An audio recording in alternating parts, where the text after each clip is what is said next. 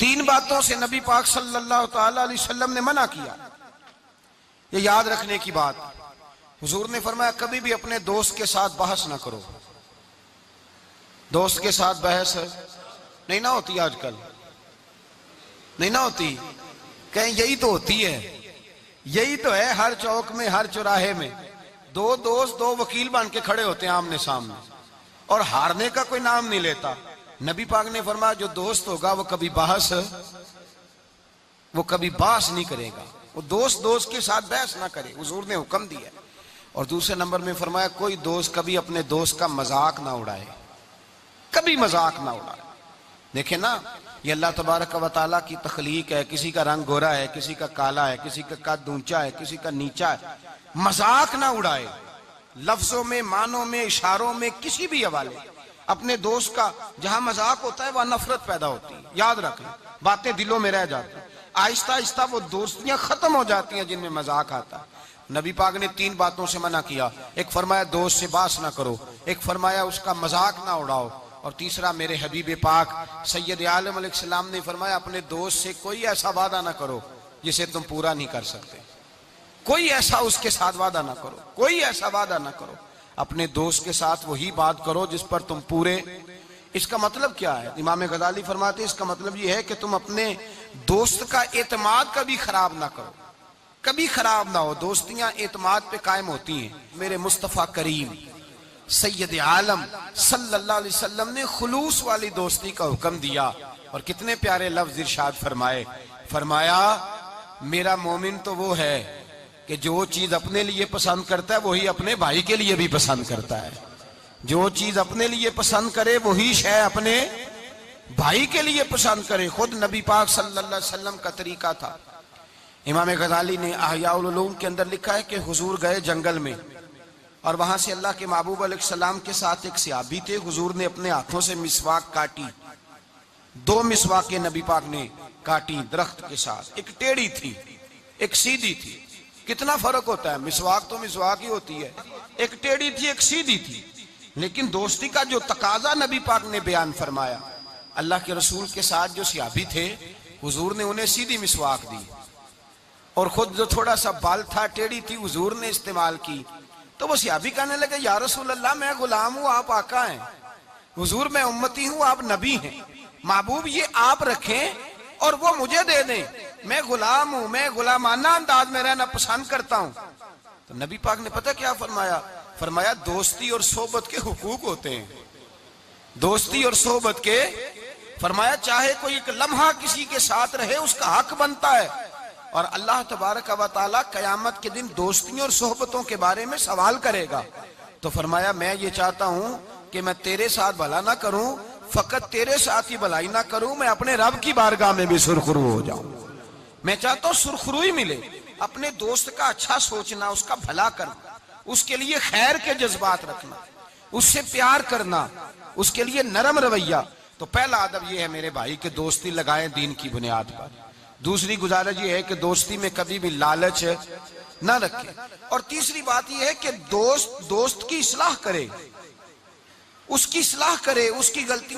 हमारे यहाँ जो अमीरों के बच्चे होते हैं या जो अमीर लोग होते हैं उन्होंने दोस्त नहीं रखे होते, उन्होंने खुशामदी रखे होते हैं, और बल्ले बल्ले करते हैं क्या बात है क्या बात है क्या बात, और वो भी खाने पीने का सिलसिला होता है, और ये भी बड़ा उसमें अपने आप को समाज समझ रहा है कि इतने लोग मेरी तारीफ कर रहे हैं। हजरत फारूक आजम रदी अल्लाह ताला अन्हु फरमाते हैं मेरा दोस्त वो है जो मेरी गलती मुझे बताए, जो आपकी गलतियों पे पर्दा डाल के, आपकी गलतियों पे पर्दा डालकर आपको उस गलती का पाबंद कर रहा है, वो दोस्त थोड़ी है, वो तो दुश्मन है।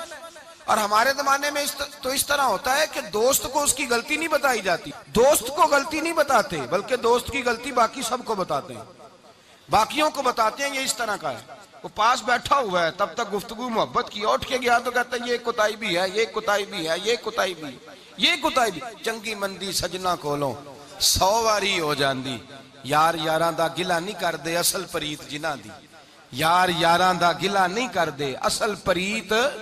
वो दोस्ती वाले गिला नहीं करते, वो तो दोस्त की गलती को अपनी गलती जानते। तो ये याद रख ले, समझ ले, जेकर यार दे नाम दा मिले मेना ओनू झोली पा लईए पुंजे सुटिए ना, ते जेकर यार दे नाम दी मिले सूली ते झूठा झूठ लइए, पिछा हटिए ना। फिर तो इंसान को बदलना चाहिए अपनी तबीयत को। हजरत फारूक आजम रदी अल्लाह तआला अन्हु फरमाते मेरा दोस्त वो है जो मेरी गलती मुझे बताए, जो मेरी इस्लाह करे, जो मुझे खबर करे कि भाई यहां तू भूल रहा है। लोगों को बताते फिरना कि फलानी गलती है, इस तरह करता है, इस तरह करता है, लेकिन उसकी इस्लाह ना करना, उसको बतलाना ना, ये दोस्ती नहीं, ये दुश्मनी है। मेरे नबी करीम सैयद आलम सल्लल्लाहु अलैहि वसल्लम ने फरमाया दो दोस्त दो हाथों की तरह होते हैं, दो भाई दो हाथों की तरह होते हैं। हुजूर इसका क्या मतलब?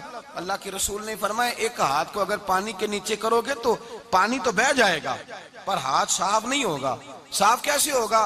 फरमाया जब दूसरा हाथ उसके साथ रगड़ोगे, फिर दूसरे हाथ पर जब दूसरा हाथ रगड़ोगे, मलोगे तो दोनों साफ हो जाएंगे।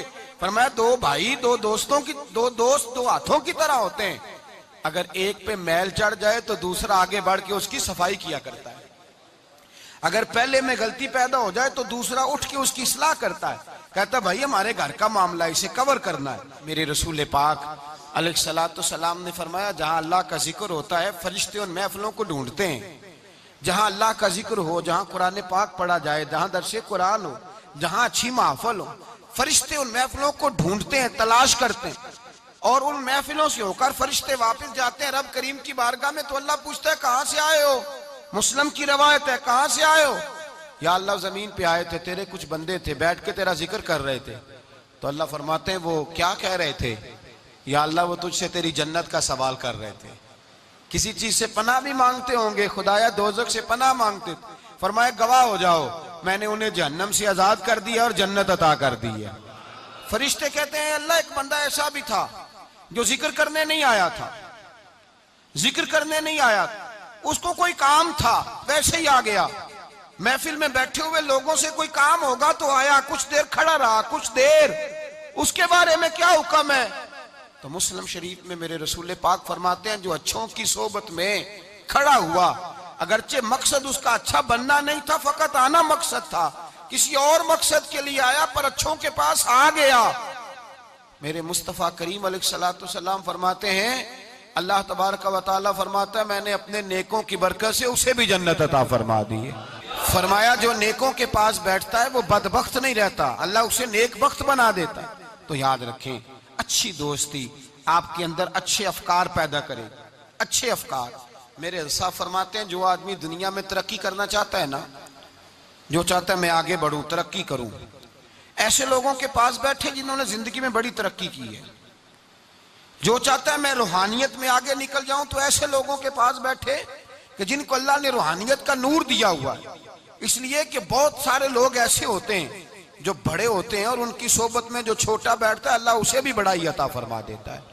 बड़ों की सोबत में बैठे, अच्छे लोगों के पास वक्त गुजारें और जब जाएं तो कुछ हासिल करने की कोशिश करें। मेरे अजीजों, दोस्तियां रब रसूल के प्यार पर। हजरत अबू अदरीस खौलानी ताबी बुजुर्ग हैं, कहते हैं हजरत माज बिन जबल दमिश्क का हुजूर के सहाबी थे, बड़े खूबसूरत जवान थे, दांत उनके चमकते थे। फरमाते मैं मस्जिद में गया तो मैंने देखा एक हाला बना हुआ है, हाला, और लोग हजरत माज बिन जबल से मसाइल पूछ रहे हैं। कहते हैं मैं भी बैठ गया, रश बड़ा था, बात ना कर सका। अगले दिन मैंने सोचा कि मैं जरा टाइम पे मस्जिद जाऊंगा ताकि हजरत माज बिन जबल से मेरी मुलाकात हो जाए। मैं काफी पहले गया कि उनसे मिल जाऊं, तन्हाई में कुछ वक्त मिले मुझे। फरमाते मैं पहले गया लेकिन वो मुझसे पहले मस्जिद में आए थे और आके नमाज अदा कर रहे हैं, नवाफल में मशगूल थे। वो फारिग हुए, मेरी तरफ देखा, कहने लगे कैसे आए हो? मैंने कहा हुजूर कल मैंने आपकी बातें सुनी, आपकी जुबान से कुरान सुना, रसूलुल्लाह का फरमान सुना, आपके लबो लहजे से मुझे मिठास छलकती दिखाई दी। मैं तो कल से आपका दीवाना हो गया हूं, मुझे आपसे मोहब्बत हो गई है, अल्लाह की रिजा के लिए मैं प्यार करने लगा हूं। तो हजरत माज बिन जबल कहने लगे पक्की बात बता, वाकई ऐसे? उसने कहा हुजूर फकत अल्लाह की रिजा के लिए, फकत अल्लाह की रिजा के लिए मैं आपके पास आया करूंगा, नौकरी करूंगा, खिदमत करूंगा, आप मुझे मेरे रब रसूल का नाम सिखाएं। फरमाया पक्की बात है? कहा पक्की बात है। फिर पूछा पक्की बात है? कहा हाँ। फरमाया सुन, फिर मैंने अपने नबी से सुना है कि जो लोग अल्लाह की रिजा के लिए एक दूसरे से मोहब्बत करते हैं रब ताला भी उनसे मोहब्बत फरमाता है, अल्लाह भी उनसे प्यार करता है। और इस दोस्ती का फायदा कुरान मजीद सूरह ज़ुखरुफ आयत नंबर 67, ये घर जाके खोलिएगा, इनको देखिएगा और अपने अकीदे पर नाज कीजिएगा। वाज़े आयत, किसी तफसीर की जरूरत नहीं, किसी तावील की जरूरत नहीं, किसी बुजुर्ग के कौल की जरूरत नहीं। कुरान मजीद में अल्लाह फरमाता है अल आखिल्लाहु यौमइज़िन बादुहुम लिबादिन अदुव इल्लल मुत्तकीन। फरमाया गहरे दोस्त कयामत के दिन दुश्मन बन जाएंगे, गहरे दोस्त, लेकिन जो मुत्तकी परहेजगार होंगे वो यहां भी दोस्त होंगे, कयामत में भी दोस्त ही रहेंगे। अल आखिल्लाहु यौमइज़िन बादुहुम लिबादिन अदुव्वुन इल्लल मुत्तकीन। गहरे दोस्त कयामत में दुश्मन बनेंगे, कहेंगे या अल्लाह मैं तो नहीं जाता था बुरे काम, ये मुझे ले जाता था। दोस्ती दुश्मनी में तब्दील हो जाए। लेकिन फरमाया जो मुत्तकी होंगे यहां भी दोस्त होंगे, वहां भी दोस्त होंगे। तबरानी शरीफ में मेरे नबी पाक सल्लल्लाहु अलैहि वसल्लम ने फरमाया जो अच्छे नेक लोग होंगे ना, उनमें से अल्लाह ताला बहुत सारों को जन्नत देगा। कुछ के अंदर कमियां हो गई, कोताहियां रह गई, रब ताला ने उनके लिए जहन्नम का फैसला कर दिया। तो मुस्तफ़ा करीम फरमाते हैं वो जो जन्नत में जाने वाले दोस्त थे ना, जब जन्नत में जाएंगे तो अर्ज करेंगे, और करेंगे भी अल्लाह की तौफीक से, कहेंगे ए अल्लाह हमारे उन दोस्तों को बुला, वो हमारे साथ नमाजें पढ़ते थे, हमारे साथ रोजा रखते थे, हमारे साथ मस्जिद को जाते, खुदा बंदा उनको भी बुला। और अब ताला की बारगाह से हुक्म होगा कि चूंकि उन्होंने गलतियां की, कोताहियां की, उनके लिए दोज़ख का फैसला कर दिया गया, वो तो जहन्नम में चले गए। मेरे नबी पाक अलैहिस्सलाम फरमाते हैं वो इस तरह अल्लाह की बारगाह में नाज से झगड़ा करेंगे जैसे कोई प्यारा अपने बड़े की बारगाह में झगड़ा करता है। कहेंगे ए अल्लाह नहीं उन्हें बुला, ए अल्लाह उन्हें बुला, हम दोस्तों के साथ जाएंगे, उनके साथ जाएंगे।